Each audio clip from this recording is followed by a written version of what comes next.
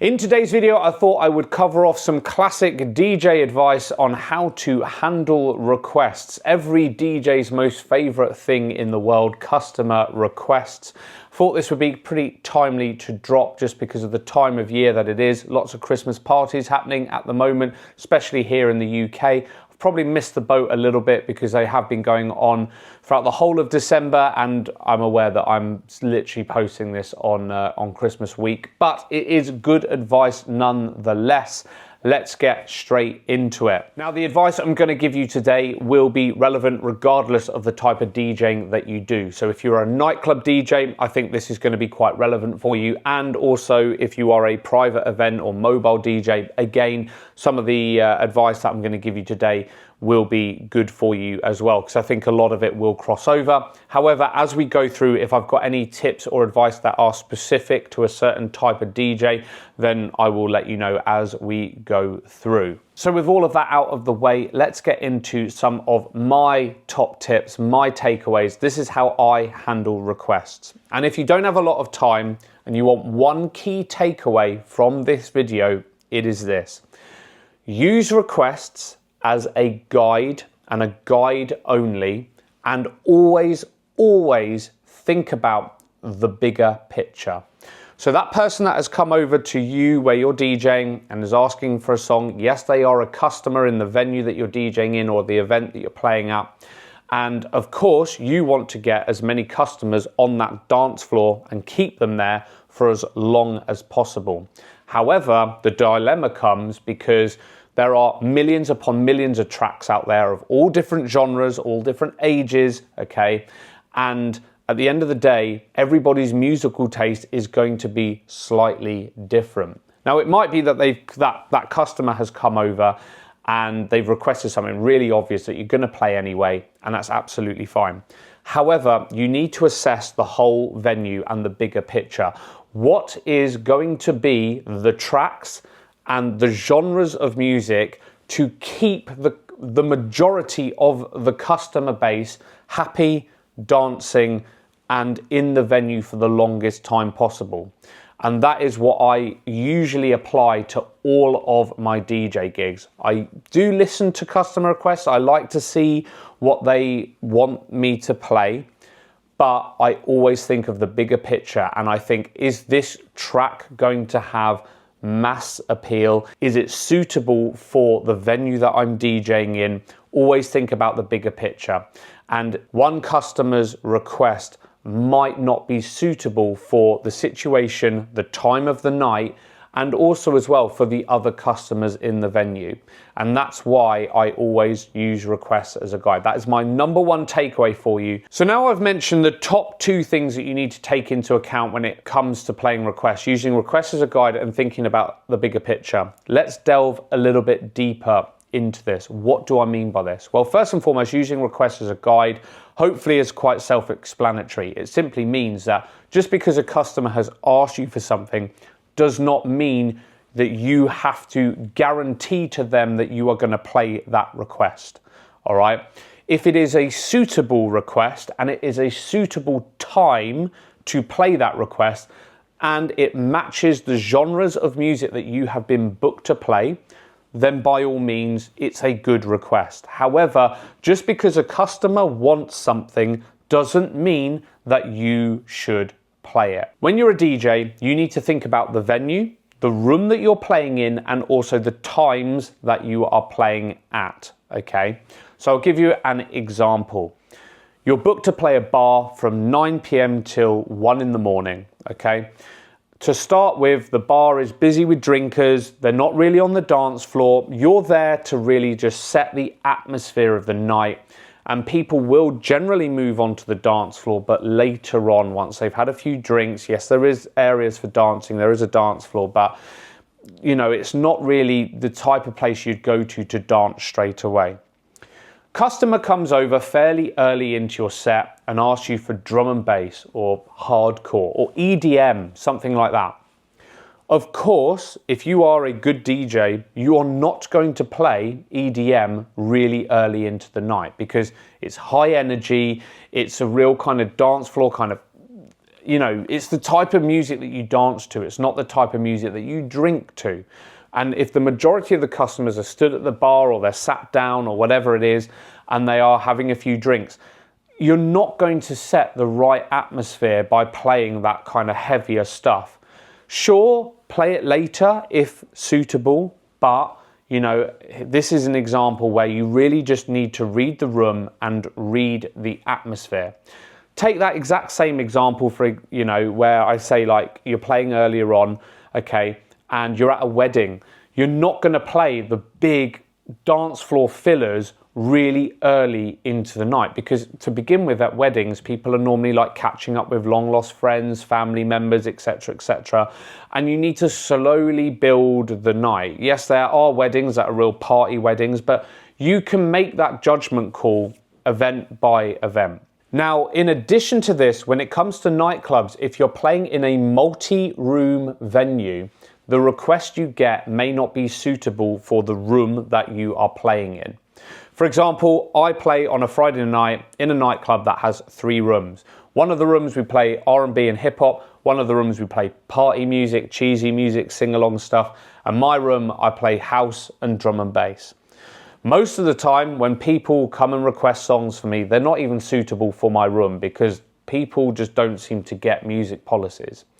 So, you know, if someone's requesting Taylor Swift to me or something like that, I will literally send them to the other room. The bigger picture is I'm gonna damage the relationship with my manager by playing an inappropriate request for my room, but also I am going to completely kill the vibe and the theme of that room by playing something that is not musically appropriate.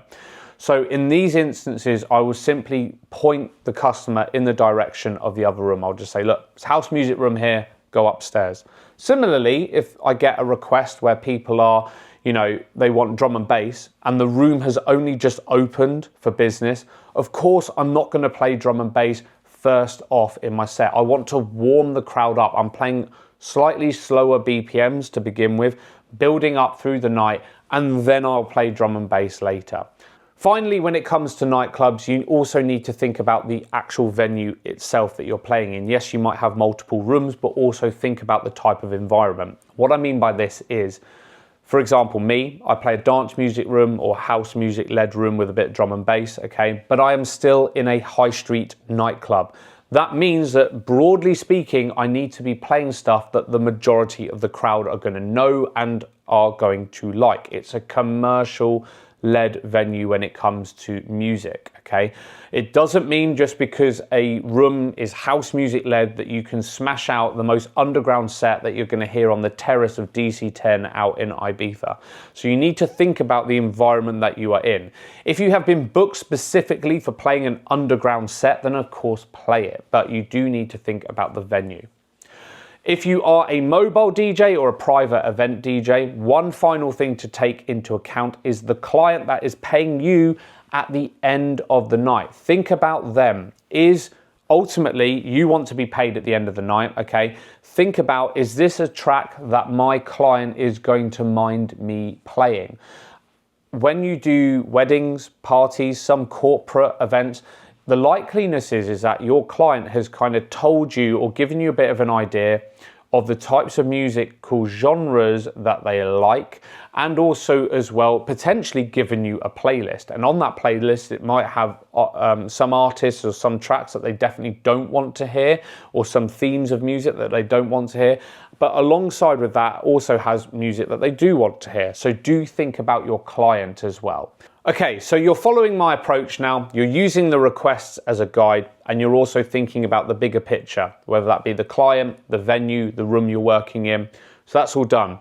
So how do you now address the customer that is asking you for a particular song? So first scenario is customer comes over, they ask for a song, it's suitable for the night, it's suitable for the venue that you're playing in and the moment of time, it kind of fits the mood. That's easy. You can just say to the customer, oh yeah, that's a great tune, I'll put that on, and in 2, 3, 4 tracks, whenever you've got a suitable moment to mix that track in, you play it, they're happy, they're dancing away, and you're happy because the customer is leaving you alone for the rest of the night. So that's scenario A. barely ever happens. Like, I don't know why it never happens, but it does happen from time to time, and it's a win-win. Second scenario, customer comes over, asks for a song, and you have absolutely zero intention of playing it because it's not suitable. It's just not a very good track. Maybe it's not suitable for the venue or the dance floor, or it's just a bit obscure. No one will know it. All of those kind of scenarios. In these cases, honesty is the best policy. I have learned the hard way many, many times where I've said, oh yeah, I'll try and get that on later on in the night. Trust me, don't do this, okay? The customer will hound you and they will come back time and time. When are you playing my song? Are you playing it yet? Oh, I'm gonna wait here until you play it. Just be assertive and keep the conversation as short as possible and just say, look, sorry, it's not suitable for the night here. I'm not gonna be playing that tonight. And hopefully that customer will leave and just accept that you are not going to play that particular track. The sweetener sometimes is if you can offer them a bit of an alternative. So say, for example, I don't know, they want the new Fisher track, but nobody really knows the new Fisher track at the moment. I know this is a bad example. Okay, you could potentially offer them another one from the same artist that you're gonna play anyway, and they might go away and they think, oh yeah, that's fine, whatever. The other thing that you can potentially do, okay, is just say, look, I'm really sorry, I don't have that particular track. If they start getting their phone out and say, well, can you plug my phone in? Or, oh, have you got Spotify? Just tell them no. You have to keep the conversation as short as possible and as assertive as possible and stand your ground, okay? If you give in or show any kind of weakness, trust me, customers, after they've had a few lemonades, will keep on at you until you say yes. So stand your ground, don't change your answer, be stubborn with it. Be polite, I'm not saying you have to be rude, but just say no, and then hopefully that situation goes away. Scenario 3 is when a customer comes over, requests a song, and it may not be suitable for that particular moment in time. However, it could probably fit into your set a little bit later on. Similar as customer number 2, in terms of this situation, I treat them quite the same as customer number 2. I'm quite assertive and I am quite to the point, and I will just explain, look, it's not suitable right now. However, if I have time and I remember later on, I'll get it on, but it's not happening right now. And then hopefully they hang around long enough for you to play it. If they start using excuses like, oh, but me and my friends are leaving soon, that should not change your decision, okay? At the end of the day, you're there to cater for the customers that are going to be staying for the rest of the night. If someone's about to leave, why would you want to play for them?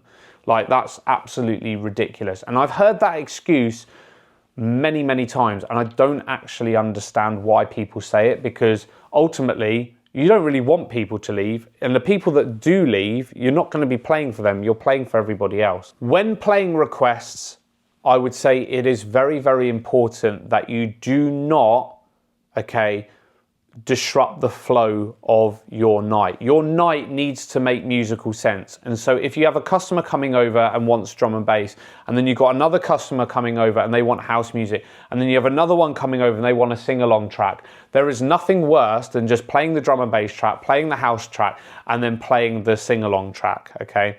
You have to make sure that the night makes musical sense for the others in the room. If you are just pandering to every single request that comes in, you are going to fast become no longer a DJ, but a bit of a jukebox, and your dance floor will not hang around. So whatever happens when it comes to requests, okay, do not cave into the pressure that the customer is putting on you. And if they do hang around and you can't get them to go away, just put your headphones on and they will soon get bored being stood there. As long as you have been polite, assertive, explaining what's going to happen, whether it's a yes or a no or a later on, okay, that is all you can do. Some people will think that if they just stand at the front and just hound you, okay, annoying you, then that you're going to give in and play the request. What I would say, stand your ground, and then if all else fails, just put your headphones on and just carry on with your job. So there we have it, some advice on handling requests over my many years of being a DJ. Do let me know your stories with requests down in the comments down below. I do read every single comment that you do write, and you know, where I have time, I do try and reply to as many of them as I possibly can. Please do give this video a thumbs up if you have found it useful and you've made it this far. Subscribe if you haven't done so already. Happy holidays, be safe out there, and I will see you in the next video.